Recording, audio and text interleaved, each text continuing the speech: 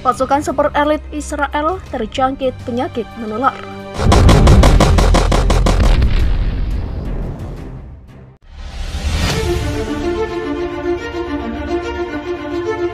Pasukan super elit Israel baru-baru ini terjangkit penyakit menular. Israel hanya melaporkan pada Kamis 17 Juli 2021, puluhan personel pasukan super elit Angkatan Laut Israel, Sayetet 13 tertular penyakit menular impetigo. Sebanyak 25 personel pasukan Sayetet 13 yang tertular impetigo ini sudah dibebas tugaskan. Impetigo adalah infeksi kulit yang menyebabkan terbentuknya lepuhan kecil berisi nanah. Penyakit ini bisa muncul setelah terjadinya infeksi saluran pernafasan seperti flu atau virus lainnya. Sayetet 13 adalah pasukan super elit Angkatan Laut Israel yang mampu melancarkan serangan udara, darat, dan laut. Salah satu tugas mereka melakukan agresi laut dan operasi rahasia di dalam wilayah musuh. Hubungan Israel dan Iran sampai saat ini masih memanas. Setelah sebelumnya pesawat tempur Israel membombardir jalur Gaza lewat serangan udara, kini Israel dikabarkan kena karma. Sebelumnya Angkatan Udara Israel menghantam kamp pengungsi Al-Bureij di Gaza Tengah dan wilayah Deir al-Balah. Serangan itu terjadi setelah Israel mengungkapkan bahwa 2 roket yang diluncurkan dari Gaza dicegat oleh sistem pertahanan udara, yakni Iron Dome.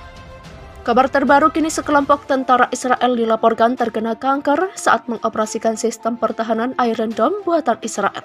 Media harian Israel Yediot Ahronot mengungkapkan bahwa ada sekelompok tentara, setidaknya 10 tentara Israel yang berusia 20-an dan 30-an yang bertugas di unit operasi sistem Iron Dome terkena kanker di akhir masa dinas mereka, atau tak lama setelah dinas mereka di dalam tentara Israel berakhir.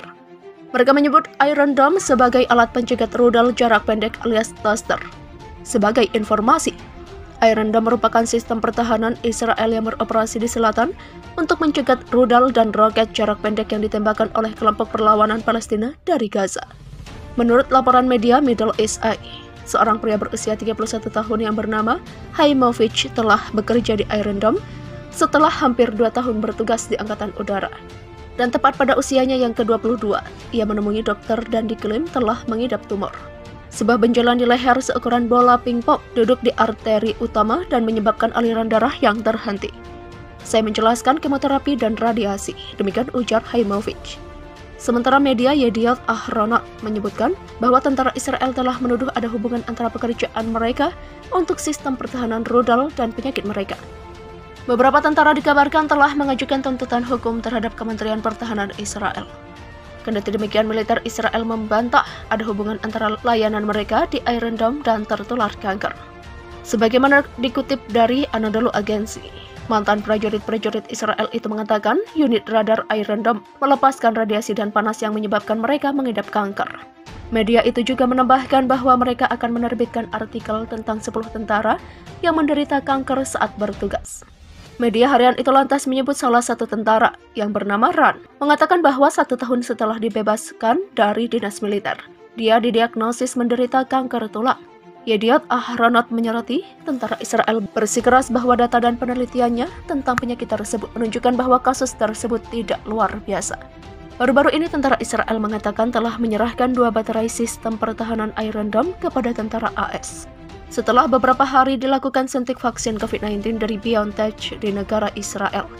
Dilaporkan sebanyak 200 warga Israel yang terjangkit COVID-19. Hal ini menunjukkan bahwa jika vaksin COVID-19 tersebut tidak langsung memberikan efek kekebalan tubuh pada virus COVID-19, mutasi varian baru.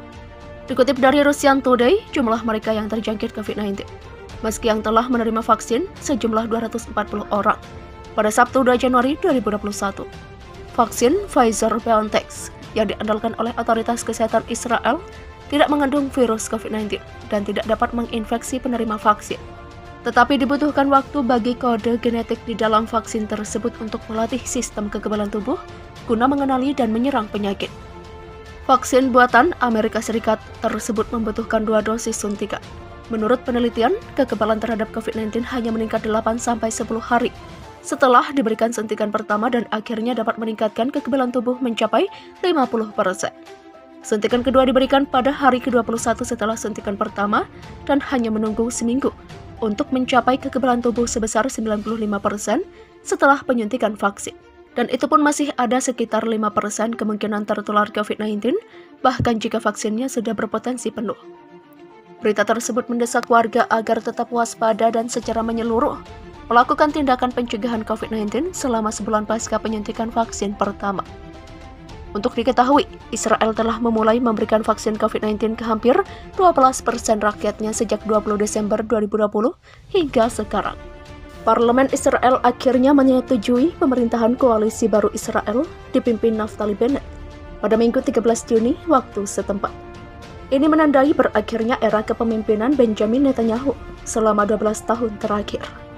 Bennett, ketua partai ultranasionalis, yang menguasai 6 kursi dari 120 kursi di Knesset, dilantik sebagai Perdana Menteri setelah parlemen mendukung pemerintah koalisi baru dengan selisih tipis 60 suara berbanding 59. Bennett akan memimpin aliansi yang terdiri dari partai sayap kiri, tengah, dan sayap kanan, serta sebuah partai yang mewakili warga Palestina Israel, yang merupakan 21% dari populasi negara itu.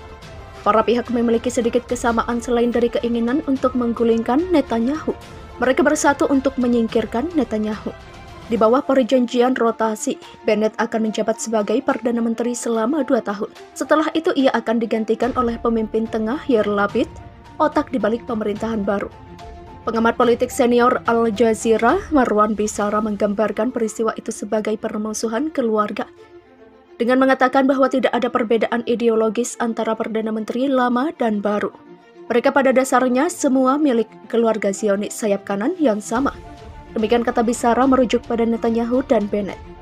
Perbedaan di antara mereka bersifat pribadi, dendam, demikian katanya. Netanyahu yang menjabat selama 12 tahun sebagai Perdana Menteri, duduk diam selama pemungutan suara dari hari Minggu.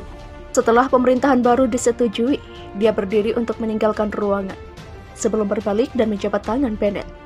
Netanyahu yang mengenakan masker medis hitam kemudian duduk sebentar di kursi pemimpin oposisi sebelum berjalan keluar. Netanyahu, politisi Israel paling dominan di generasinya, gagal membentuk pemerintahan setelah pemilu Israel pada 23 Maret, yang keempat dalam 2 tahun. Pria berusia 71 tahun itu dicintai oleh pendukung garis kerasnya dan dibenci oleh para kritikus. Pengadilan korupsi yang sedang berlangsung atas tuduhan yang dibantahnya hanya memperdalam jurang. Netanyahu tetap menjadi ketua partai terbesar di parlemen dan diperkirakan akan menentang keras pemerintahan baru. Jika hanya satu faksi, itu bisa kehilangan mayoritas dan akan beresiko runtuh, memberi Netanyahu kesempatan untuk kembali berkuasa.